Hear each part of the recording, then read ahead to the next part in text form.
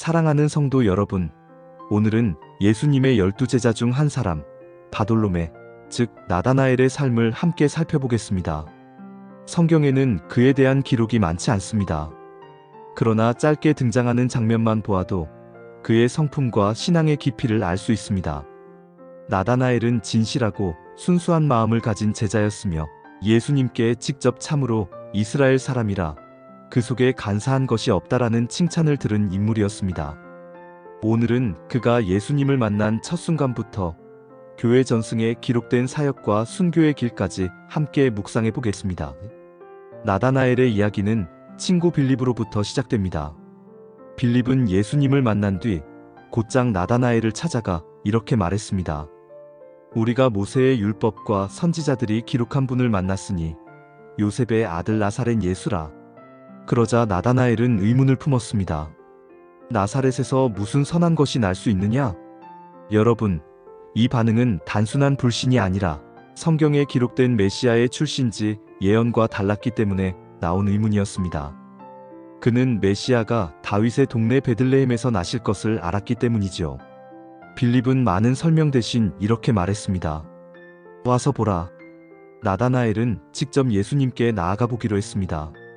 나다나엘이 다가오자 예수님은 그를 보시며 말씀하셨습니다. 보라, 이는 참으로 이스라엘 사람이라. 그 속에 간사한 것이 없도다.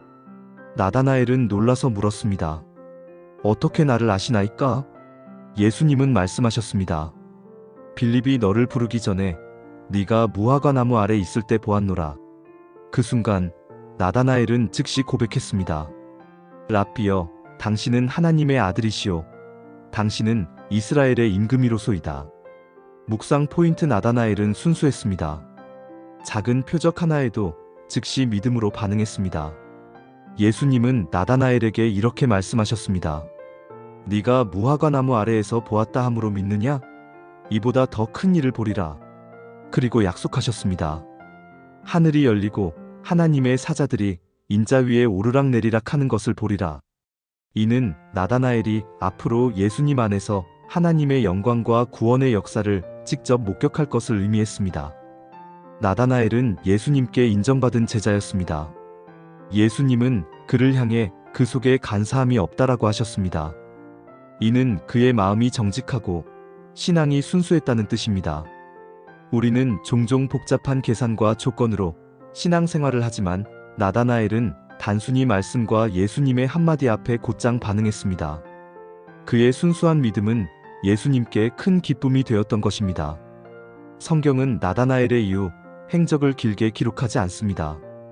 그러나 교회 전승에 따르면 그는 인도와 아르메니아 등 여러 지역에 복음을 전했다고 전해집니다. 또한 그는 복음을 전하다가 결국 순교한 제자로 알려져 있습니다.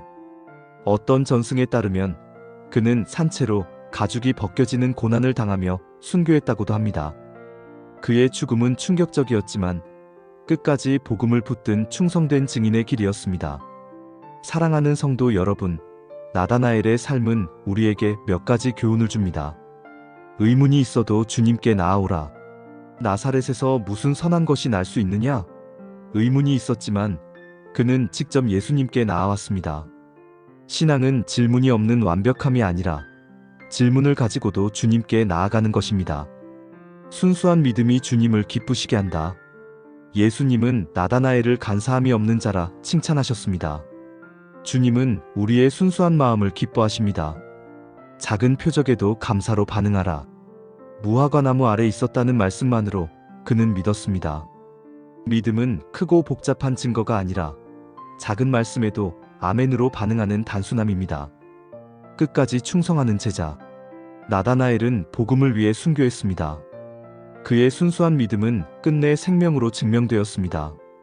사랑하는 성도 여러분, 나다나엘은 성경 속에서 큰 비중을 차지하지는 않지만 예수님께 특별한 칭찬을 받은 제자였습니다. 그의 삶은 우리에게 도전합니다. 질문이 있어도 주님께 나아가라. 작은 말씀에도 순수하게 반응하라. 끝까지 충성하라. 우리도 나다나엘처럼 복잡한 세상 속에서도 간사함 없는 믿음을 간직하며 예수님을 기쁘시게 하는 제자가 되기를 소망합니다.